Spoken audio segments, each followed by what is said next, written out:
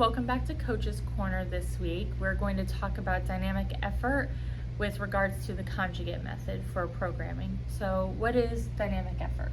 All right, so dynamic effort is moving with an explosive force at a specific velocity. Your goal velocity will be 0.7 to 0.8 meters a second, regardless of the lift that you're doing. Okay. As far as your bench, squat, and deadlift go, and if you throw an overhead press variation, it'll be the same for that as well. Next step.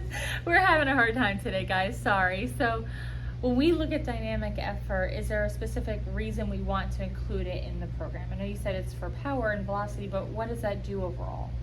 So the faster you can move a weight, and the easier it's going to be to complete that weight specifically, right? Okay. You're going to be able to explode, create more force. You create more force, you should be able to be a little bit stronger each time you do that. Okay. And it's also one of the other goals of dynamic effort is to increase your technique, because you're not handling a heavy maximal load, it's a sub-maximal load. So you're getting your technique and your repetitions in for the exercise.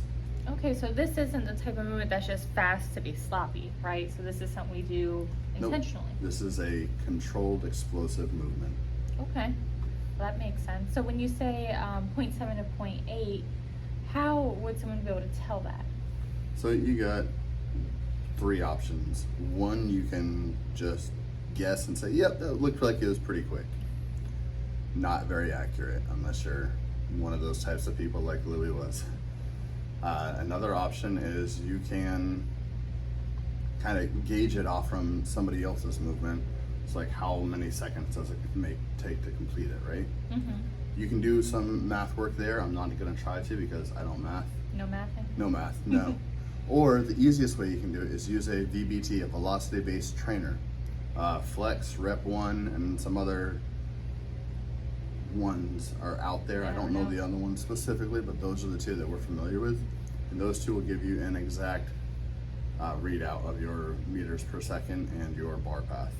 Okay, so as best as you can, try to estimate that, but the big thing is move as fast as you can with as corrective technique as you can. Yep. Okay. Don't get sloppy, maintain technique, and explode up out of the position. Okay, so how often do they train dynamic effort? How does that work in programming? So dynamic effort is typically done 72 hours after your main lifts. So if you did maximum effort lower, and then you did maximum effort upper, you'd want to recreate that doing a dynamic effort lower and a dynamic effort upper 72 hours apart. So we'd say Sunday, Tuesday, Thursday, Friday. Okay, so that makes sense. And then on those days, one day will be the lower, one day will be the upper for dynamic effort.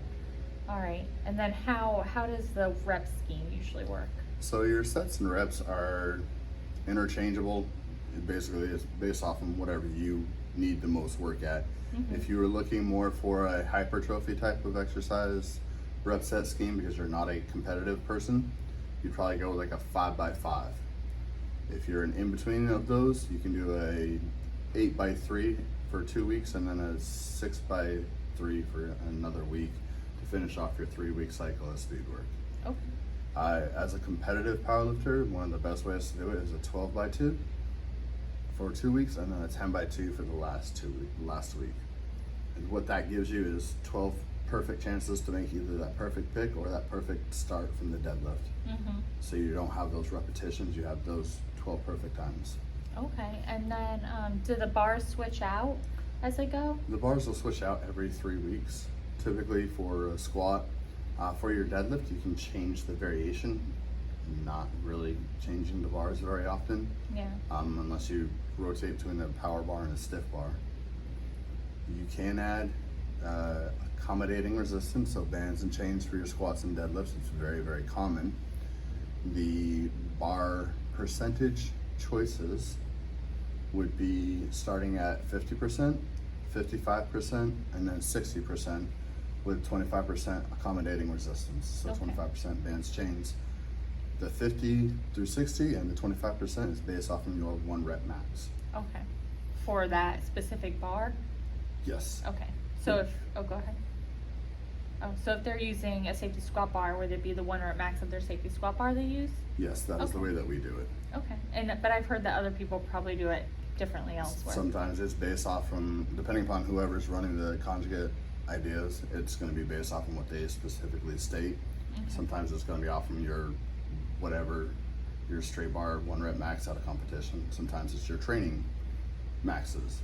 It all Okay. depends. So that's important for people to ask their coaches about when they get their program for the first time. And Yep. just, what do you expect me to run these off of? A lot of Okay. times it's easier just to go off from the bar that you're using so you don't overload. Yeah. Because sometimes, your safety squat bar is really, really low, like a 400, and then your competition squats a 600. If you're doing 50% of your 600 and your max on that bar is already only 400, you're definitely above your 50%. Yeah, that'd be bad. Yeah. Yeah.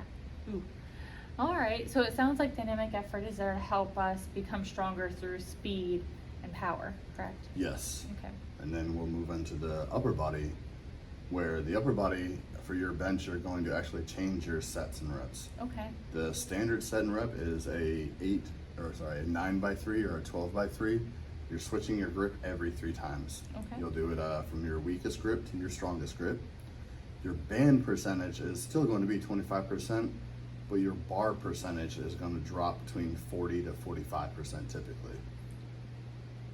All right. But then the rest of it kind of stays the same with the speed that you're trying to the get? speed, still trying to do the same speed. You're still Mhm. doing the same 3-week wave. You'll still change out bars if you can, or change out different variations of that bench. That is typical, but it's not a standard. You can stick with just a straight bench. Okay. You don't have to waive that. Some people choose not to. Others really prefer it.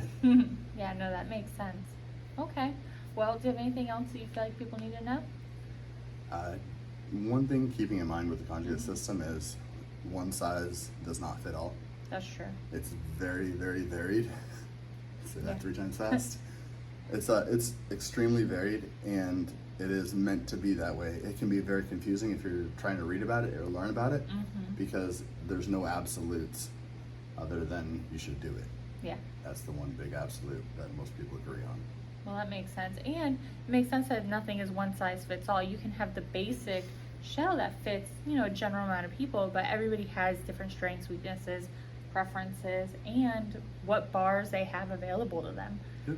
So that's a good point to keep in mind. So if you go to a coach, make sure that you ask some questions about their conjugate style and go from there. Absolutely. All right. Anything else? And that's it. All right. Thank you guys so much for coming and hanging out with us this week. We'll definitely see you next week. And as always, don't forget to like and subscribe.